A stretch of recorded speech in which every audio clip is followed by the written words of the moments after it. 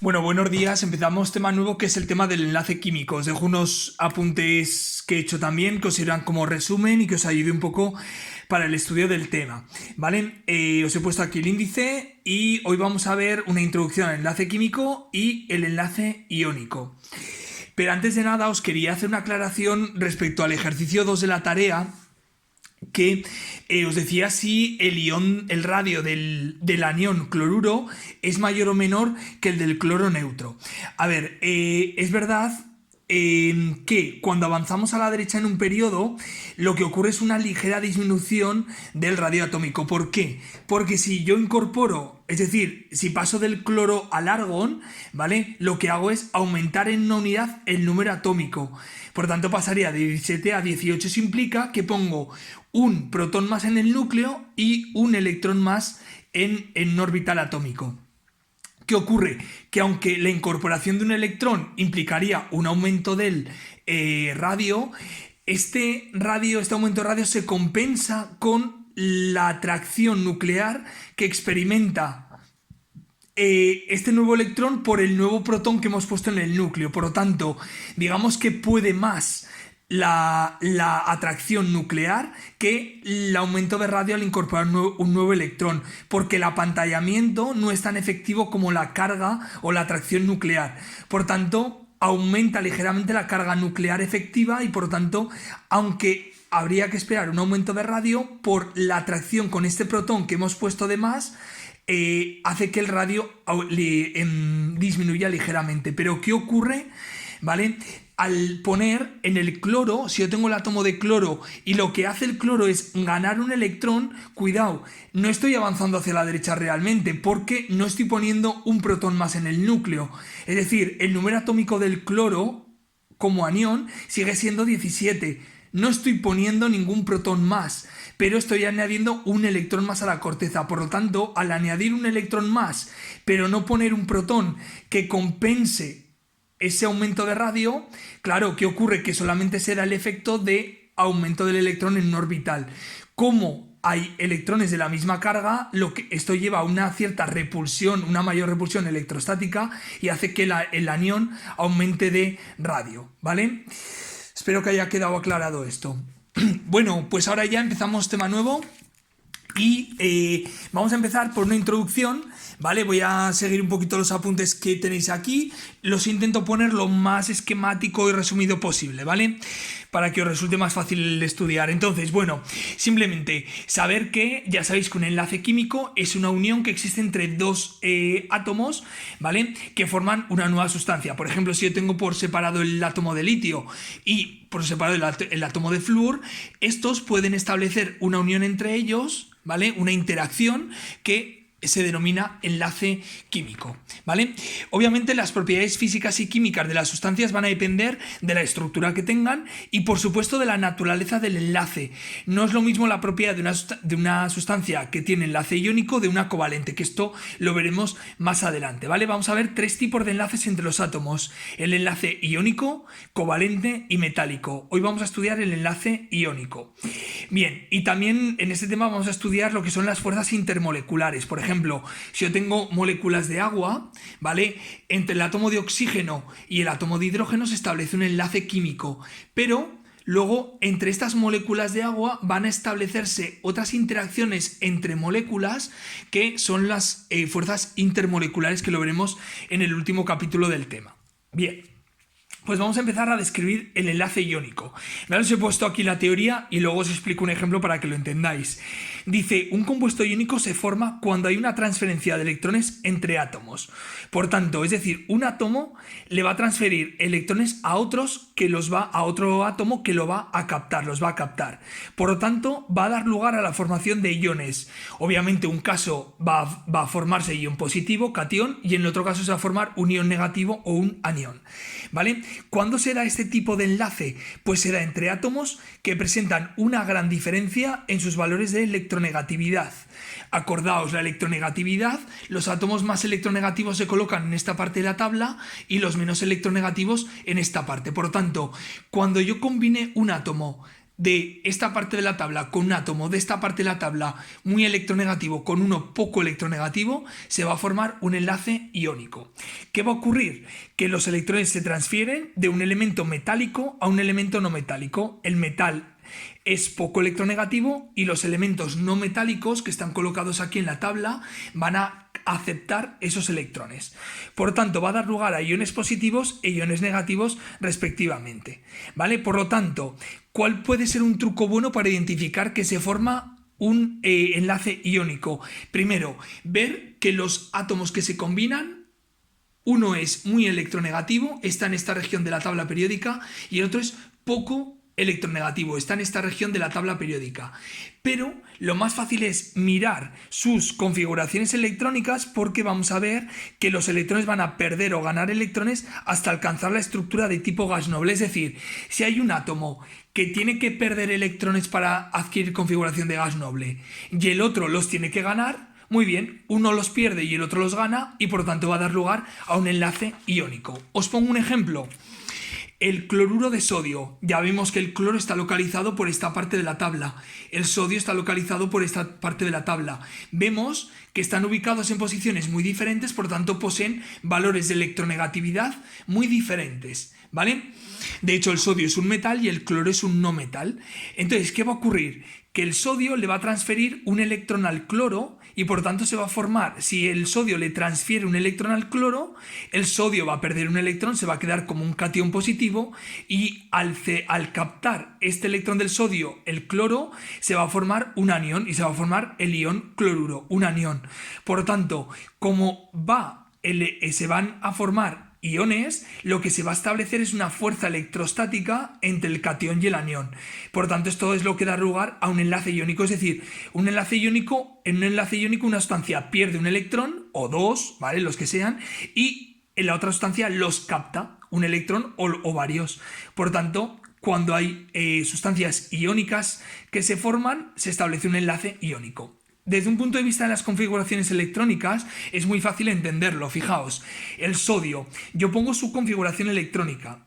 Para el cloro pongo su configuración electrónica. Como veis, acordaos que lo que dijimos en el anterior tema es que los elementos de los grupos representativos tienden a ganar o perder electrones hasta adquirir configuración de gas noble. Muy bien, si yo digo, ahí va, si el sodio pierde este electrón del orbital 3s1, se queda con una configuración electrónica tipo neón, 2s2, 2p6. Muy bien, por lo tanto, el sodio tiende a perder un electrón. Ah, pero cuidado, es que el cloro lo necesita. Si el cloro gana un electrón, va a adquirir una configuración electrónica tipo argón, 3s2, 3p6. Pues muy bien, pues lo que dicen los átomos es, muy bien, yo te doy un electrón y tú lo coges. Formo un catión y aquí se forma un anión. Por lo tanto, eso va a dar lugar a un enlace entre iones, por lo tanto es un enlace iónico. Lo mismo ocurre en el óxido de magnesio. Por ejemplo, el oxígeno es un elemento muy electronegativo y el magnesio al revés, tiende a perder electrones. Por tanto, la diferencia de electronegatividad es muy alta, por lo tanto va a dar lugar a un enlace iónico. Pero es más fácil entenderlo mediante las configuraciones electrónicas.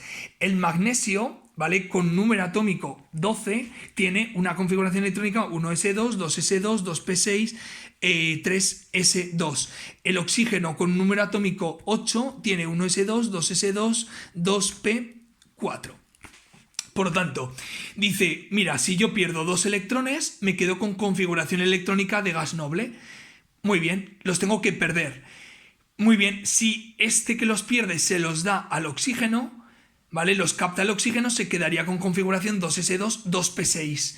Por lo tanto, si este pierde dos electrones, se quedaría como magnesio 2+. Si estos dos electrones los capta el oxígeno, se quedaría como O2-.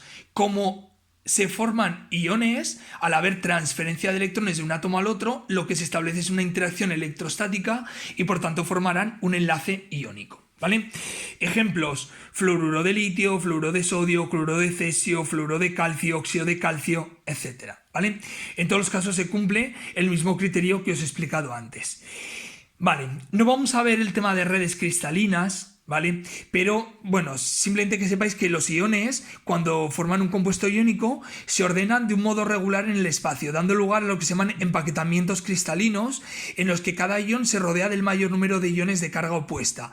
Y esto es lo que se llama una red iónica, ¿vale? Simplemente en el libro de texto tendréis ejemplos de lo que es una red iónica donde los iones se colocan en el espacio tridimensional.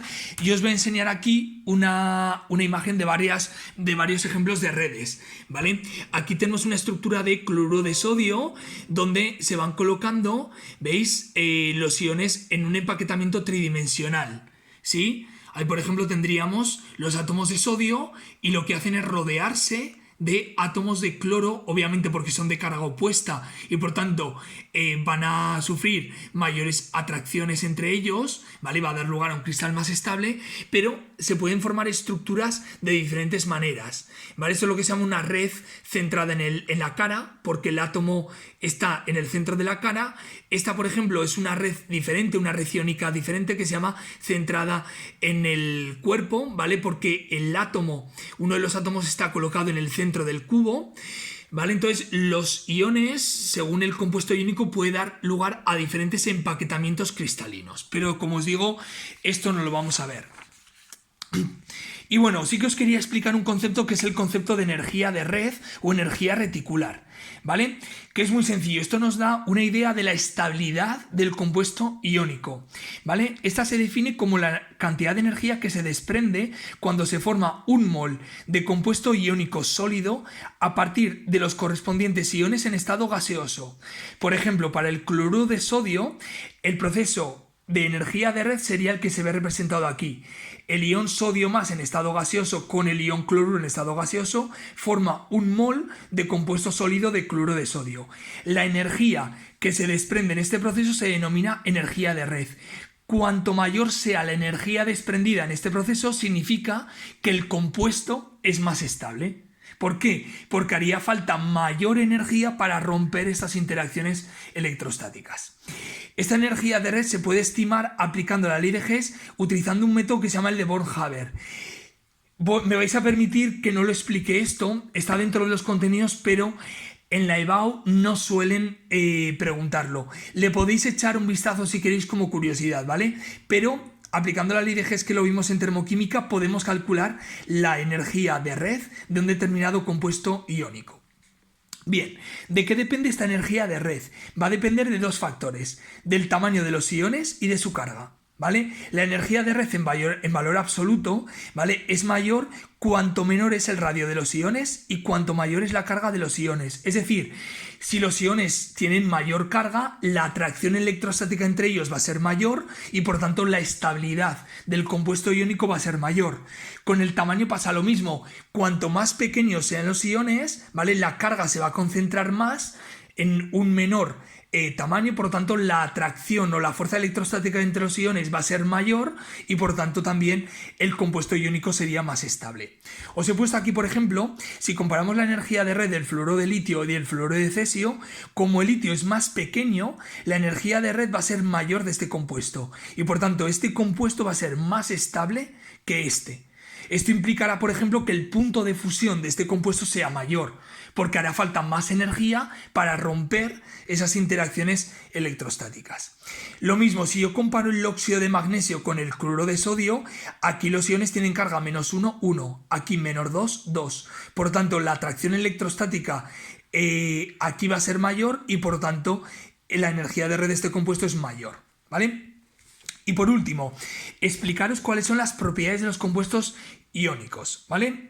Lo primero, hay que decir que las fuerzas de atracción o electrostáticas entre los iones de carga opuesta son muy intensas, ¿vale? Por ello, esto va a repercutir en algunas de las propiedades. Lo primero, si las atracciones electrostáticas entre dos iones son grandes, significa que el enlace iónico va a ser de una intensidad grande. Por tanto, esto lleva a que los puntos de fusión y ebullición de la mayoría de los compuestos iónicos, ¿vale?, son muy altos. La mayoría de esos compuestos son sólidos a temperatura ambiente. Pensemos, por ejemplo, en la sal, cloruro de sodio, ¿vale? El cloruro de sodio es un enlace, presenta un enlace iónico entre sus átomos y es sólido a temperatura ambiente. ¿Por qué? Porque hay que aportar mucha energía para vencer esas fuerzas electrostáticas que son atractivas entre los iones. Vale, en cuanto a la solubilidad, los compuestos iónicos se disuelven generalmente en disolventes polares como el agua, ¿vale? Cuando un cristal iónico se introduce en un disolvente, normalmente esas moléculas de disolvente pueden romper esas atracciones electrostáticas, solvatar los iones a su alrededor y por tanto interactuar con ellos y disolverse. Y en cuanto a la conductividad, hay que decir que los compuestos iónicos en estado sólido no son conductores de la corriente eléctrica. ¿Por qué? Porque obviamente en una red iónica, como os he enseñado, los iones en estado sólido están quietos, están en posiciones fijas. Por tanto, la conductividad, ya sabéis que la conductividad se asocia a movilidad de los iones, ¿vale? Es decir, un metal es conductor porque tiene electrones que pueden moverse a lo largo del cable o a lo largo del metal. Por tanto, presentan conductividad eléctrica. En el caso de los compuestos iónicos, los iones al tener carga pueden conducir la corriente eléctrica solamente en el caso en el que se permita su movilidad. ¿Cuándo va a ocurrir esto? Pues los compuestos iónicos van a ser conductores eléctricos cuando estén fundidos, ¿vale? O disueltos en un disolvente. ¿Por qué? Porque ahí van a poder desplazarse los iones con libertad en el fundido, ¿vale? Eso es lo que se llama electrolitos. Por tanto, van a poder conducir la corriente eléctrica cuando apliquemos una diferencia de potencial, ¿vale? Por ejemplo, hay una cosa que podéis hacer que es muy sencilla, que es coger un vaso de agua, ¿vale? El agua tiene pocos iones, ¿sí? Y entonces, obviamente tiene algo de cloruros, pero en concentración muy baja. Si ponéis una pequeña pila y montáis un circuito con una bombilla, veréis que la bombilla no se enciende. Sin embargo, si cogéis agua y disolvéis una gran cantidad de sal, se va a formar iones de cloro e iones de sodio, ¿vale? Al aumentar la cantidad de iones que hay en la disolución, si ponéis el mismo experimento veréis que la bombilla se enciende. ¿Por qué? Porque un compuesto iónico en disolución, al tener iones que pueden moverse libremente, pueden conducir la corriente eléctrica. Y por último, los compuestos iónicos suelen ser duros y quebradizos, ¿vale? Bueno, esto respecto al enlace iónico. Os he puesto en la página 16 de los apuntes un par de ejemplos sobre el enlace iónico para que le echéis un vistazo, ¿vale? Por ejemplo, en el 1 os dicen ordenar razonablemente las siguientes sales por orden creciente de sus puntos de fusión, ¿vale? Entonces, ¿cómo hay que razonarlo? Pues lo que os he dicho, cuanto mayor sea su energía de red, mayor va a ser su punto de fusión, ¿vale? Por lo tanto, lo tenemos que relacionar con la carga y con el tamaño. En este caso, todas las cargas son iguales, por lo tanto lo que va a influir es el tamaño atómico. Si vemos el radio de los cationes, el potasio va a ser mayor que el sodio, mayor que el litio. Y el radio de los aniones va a ser mayor, el yoduro mayor que el bromuro, mayor que el cloruro y mayor que el fluoruro, ¿vale? Recordad la tendencia del radio atómico. Si hacemos caso a este caso, el compuesto de mayor energía de red va a ser por lo tanto el que tenga los iones más pequeños, es decir, el fluoruro de litio. Y el de menor energía de red es aquel en el que los iones sean de tamaño más grande, en este caso yoduro de potasio. ¿Qué ocurre? Que el bromuro de sodio y el cloruro de potasio tienen un tamaño parecido, porque por una parte el potasio es más grande que el sodio, pero claro, por otra parte también el bromo es más grande que el cloro, por lo tanto son como efectos antagónicos, ¿no? Por lo tanto podemos decir que en este caso aproximadamente el bromuro de sodio va a tener más o menos un tamaño de iones parecido al cloruro de potasio. Por tanto, el orden de sus puntos de fusión sería el que tiene mayor energía de red, ¿vale? Va a dar a un compuesto iónico más estable y por tanto va a tener un punto de fusión mayor. Os he buscado en internet los puntos de fusión para que veáis, ¿vale? Este tiene un punto de fusión mayor que este y el de menor punto de fusión es este. Pero como veis, entre el cloro de potasio, y bromuro de sodio, la diferencia no es tan grande, ¿vale? Y en el B os piden justificar la formación de un enlace iónico entre litio y flúor. Muy bien, pues sería en base a las configuraciones electrónicas que os he explicado antes. El litio tiene tiende a perder un electrón para adquirir configuración de gas noble, de helio, y el flúor, si lo gana, adquirirá configuración de gas noble de neón. Por tanto, el litio le va a transferir un electrón al flúor, formándose un catión, en este caso litio, y un anión, en este caso fluoruro, respectivamente. Esto es lo que justificaría, ¿vale?, la formación de un enlace iónico entre el flúor y el litio. Y os he dejado un segundo ejercicio sobre solubilidades de los compuestos. Sería lo mismo, habría que ver el compuesto que tiene mayor energía de red, que en este caso sería el óxido de magnesio, porque la carga de los iones es mucho mayor, por tanto da una energía muy alta, significa que el compuesto iónico es muy estable.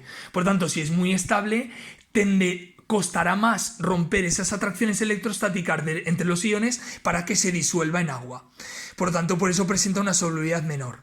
Os he puesto aquí la corrección, le podéis echar un vistazo y si hay algo que no entendáis, me preguntáis. Con esto quedaría terminado el apartado del enlace iónico.